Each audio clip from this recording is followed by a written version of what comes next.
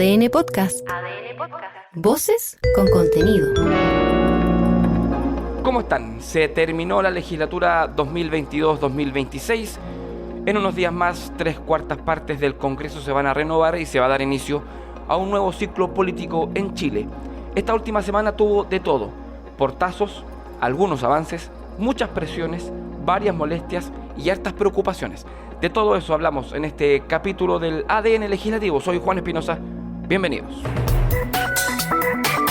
Las decisiones que importan, explicadas fácil y rápido. Las leyes, los debates y acuerdos que afectan tu vida, te las contamos de manera clara, directa y sin vueltas. Esto es ADN Legislativo. Aún en medio de las vacaciones de febrero, ya se sabían algunas cosas que iban a pasar en esta primera semana de marzo. Por lo menos en la Cámara de Diputados. 5 sesiones en 4 días, con 42 proyectos en tabla. Unos 4 proyectos que podían ser ley de la República, pero también sabíamos que la presión política no solo era incesante, sino también un poco desmedida en un proyecto en particular. Sala Cuna Universal se convirtió desde finales de enero en la gran prioridad del Palacio de la Moneda, pero fue, recordemos, enviado de vacaciones una semana antes de lo previsto. Se generó toda una polémica entre el presidente Boric y el senador Gustavo Sangüesa, porque este último se fue del país y no citó a tramitación el proyecto antes del receso de febrero. Y al entrar marzo, la Moneda volvió a insistir, partiendo justamente por el presidente Gabriel Boric. Tenemos la posibilidad de sacar Sala Cuna porque tenemos un acuerdo respecto a los aspectos técnicos. Hemos trabajado firmemente como gobierno para poder aclarar todas las dudas. No partamos de cero en esto. Saquemos el proyecto de Sala Cuna esta semana. Se puede, depende de voluntad política. Y de vuelta del receso, el gobierno en 2 ocasiones. El presidente el lunes y la secretaria general de la presidencia el martes dijeron que las indicaciones al proyecto habían sido ingresadas. Sin embargo, la realidad era otra y la explicación se fundamenta en el reglamento del Congreso Nacional. Y es que no se pueden ingresar indicaciones cuando no está permitido el ingreso de estas. Y para eso debe haber un periodo abierto para que todos quienes quieran hacer indicaciones las puedan ingresar. Así lo explicó el senador Gustavo Sangüesa, presidente de la Comisión de Educación. Es imposible ingresar indicaciones porque no está abierto un plazo de indicaciones. Por lo tanto, puedo darte la certeza de que no hay indicaciones ingresadas. Ha circulado 2 borradores, uno que tiene fecha 26 de enero y otro que tiene fecha 27 de febrero. No sabemos si es el mismo, por lo tanto, no puedo emitir juicio respecto a lo que está planteado ahí. ¿Y de qué trataban estas indicaciones? Escuchamos a Giorgio Bocardo, ministro del Trabajo. Lo que vamos a hacer como Ejecutivo es presentar cuál es el marco de las indicaciones que el Ejecutivo está dispuesto a plantear, en particular en 3 aspectos. El primero es en dejar de manera muy clara el modo en que el empleador cumple con esta obligación laboral. En segundo lugar, precisar cuál iba a ser el uso de los recursos del Fondo de Sala Cuna para el sector público, que es clave. Y tercero, volver a presentar los datos del informe financiero.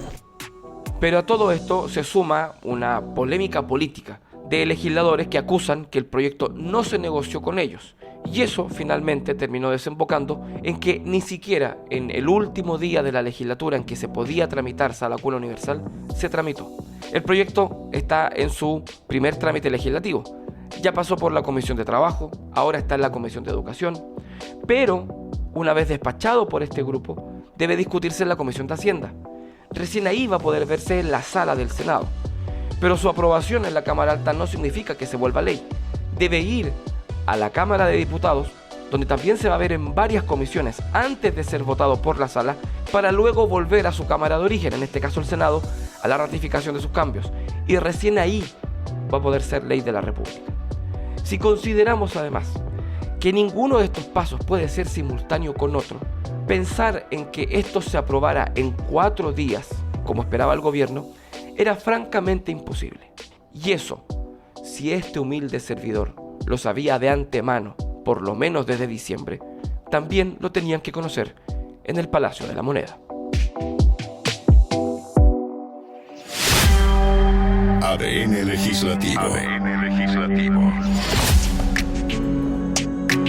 Pero si hay algo que a la Moneda le preocupa particularmente, por lo menos a la moneda saliente, es la aprobación que el miércoles en la noche hizo el Senado a la idea de legislar el proyecto de cumplimiento alternativo de penas. Una iniciativa que es autoría del senador Francisco Chaguán, el mismo que lidera una ofensiva contra Israel por las violaciones a los derechos humanos en Gaza y que asoma como representante del gobierno de Chile ante México, y es autor de un proyecto que podría permitir que figuras particulares de la sociedad chilena, como por ejemplo Julio Pérez, conocido como el psicópata de alto hospicio, condenado a cadena perpetua, o Miguel Krasnov, condenado a 1060 años de cárcel, puedan salir de prisión y cumplir condena en sus casas.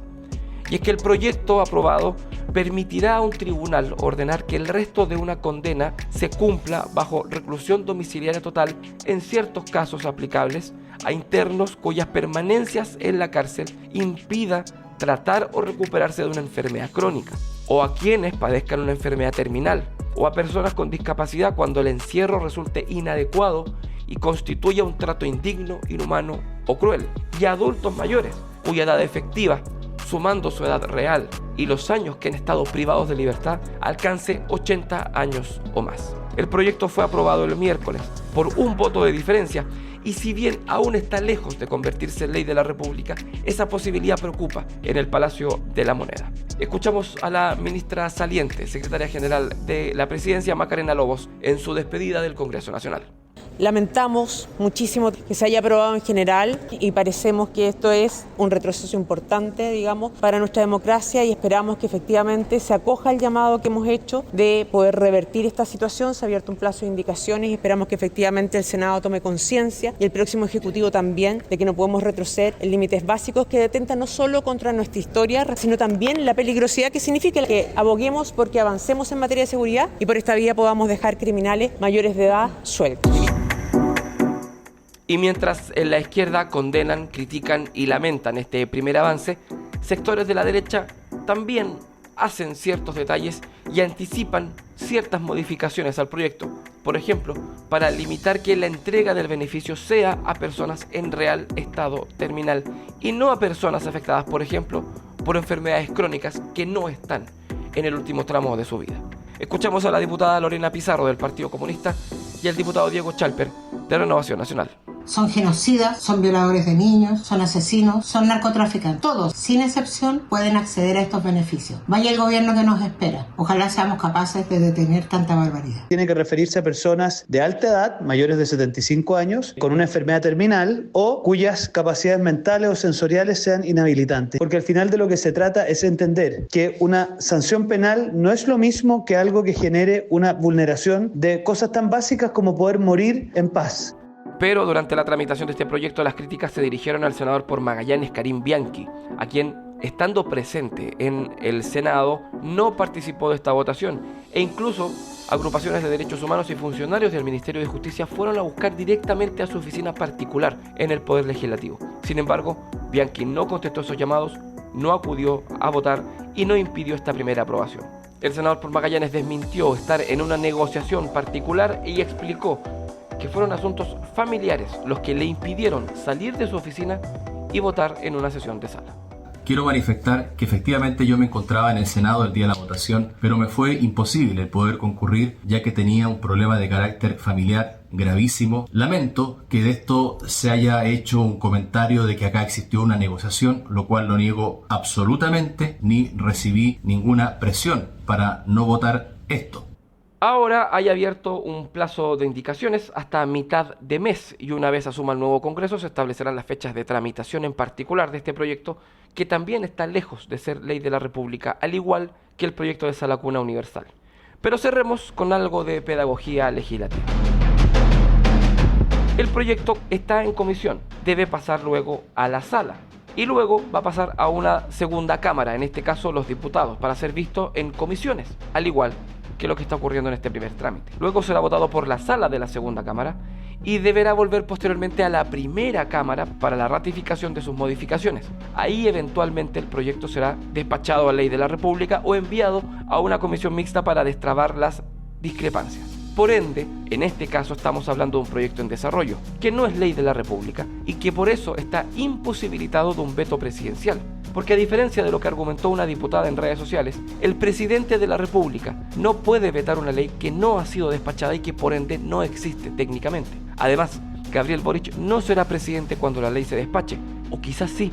Eso también depende de cuánto termine demorando el trámite del proyecto. Para ejemplo, mire la tramitación del proyecto de eutanasia, que entró en 2011, en la primera administración de Sebastián Piñera, y que a 15 años de haber ingresado, todavía ni siquiera se sabe cuándo va a ser votado en el Senado de la República. Esto fue ADN Legislativo. La política como debería contarse. Disponible en adn.cl y plataformas digitales.